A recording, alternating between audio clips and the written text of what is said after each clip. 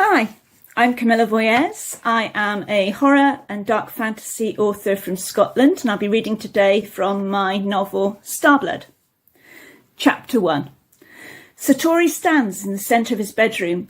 His fragile-looking angular body is lost in a forest of writing that expands around him, a web of ancient knowledge.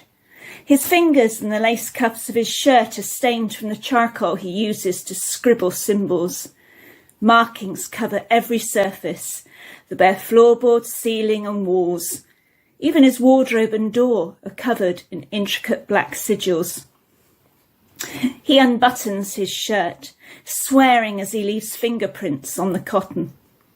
After tossing the garment on his bed, he unzips his jeans and forces the denim down his legs to the floor. Standing naked, he smells himself. There is no trace of her scent on his body, and realising this feels like losing her all over again. He pulls silver rings from his fingers, removes the hoops from his left ear, and the silver stud from his pointed nose.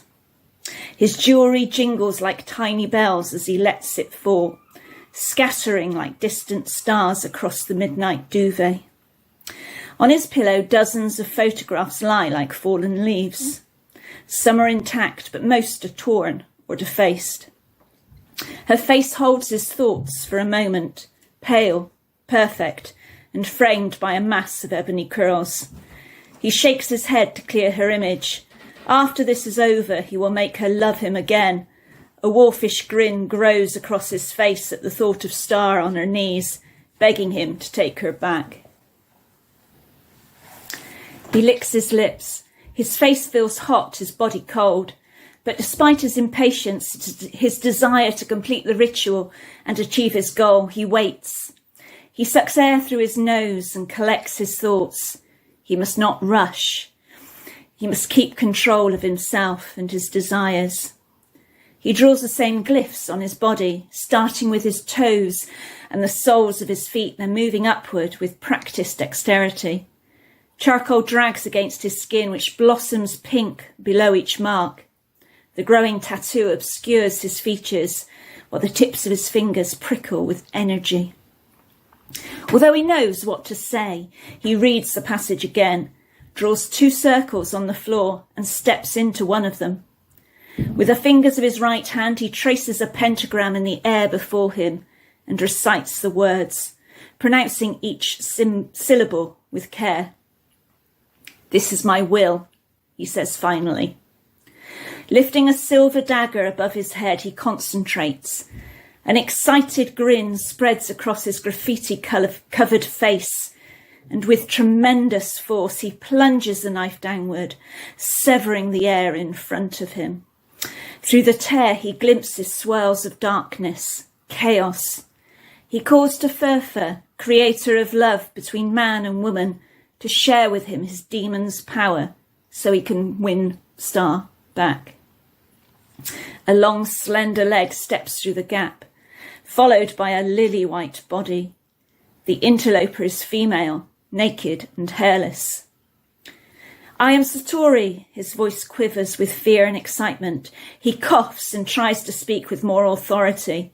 "I have brought you." "Brought me? I think not. I saw the door and came to meet the fool who caused it to open." Her emerald eyes are full of contempt. Satori's confidence withers. Malice thickens the air like gelatin, and the demon's aura chills the room. Although he suspects it is fear rather than the cold that makes his body shake and his bones rattle. Staring at her in silence, he realises he has made an error. What went wrong? Instead of Furfur contained and compelled to do his bidding, ready to elevate him back into the arms of his beloved, he is faced with something else, something threatening.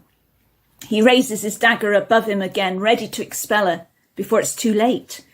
She knocks the dagger away with the back of her hand.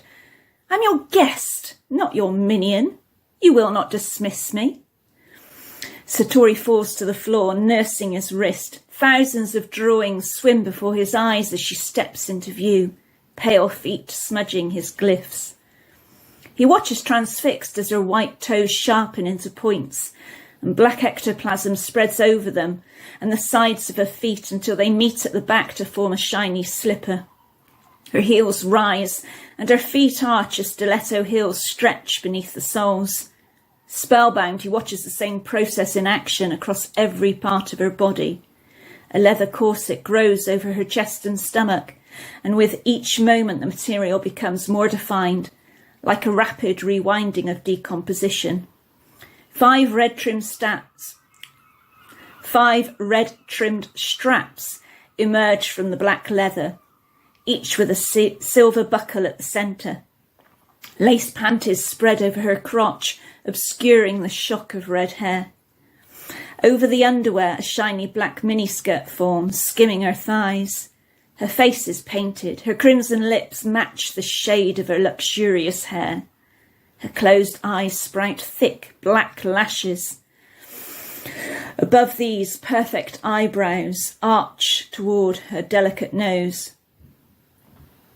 When she opens her eyes again, Satori's body responds to her beauty. She laughs. I'm not yours, magician. Cold green eyes sweep around the room. Her body flexes and tightens, and a frown creases her forehead and chin. Open the door. Who are you? His voice carries no authority, and he's surprised that she answers. Lilith. She strides towards the door as if she has already forgotten he is there. No, I have to send you back. It's a moot point, but he feels better for making it. He must not let her see his powerlessness. She turns to him. Crouched on the floor, he feels her judgment. He tries to stand, but under the power of her scorn, his lips are like liquid. She moves like quicksilver. He has never seen a body, human or feline, move as gracefully or effortlessly. Fear strengthens his resolve. He takes a deep breath and tries to rise. The mocking smile on her face makes his stomach twist and tighten. He feels anger at her dismissal of his power, yet his penis aches for her, rebelling against his will. These symbols, she says, will not hold me. She opens her hand and places her palm against the door. The charcoal shapes move and twist across the painted wood. They detach themselves with a final tug and swirl and dance through the air before racing towards Satori and buzzing around his face like mosquitoes. Confused, he bats them away with his arms, then calms himself, clears his mind, and wheels the airborne glyphs away. When he opens his eyes again, the swarm and Lilith are gone. Hope you enjoyed that.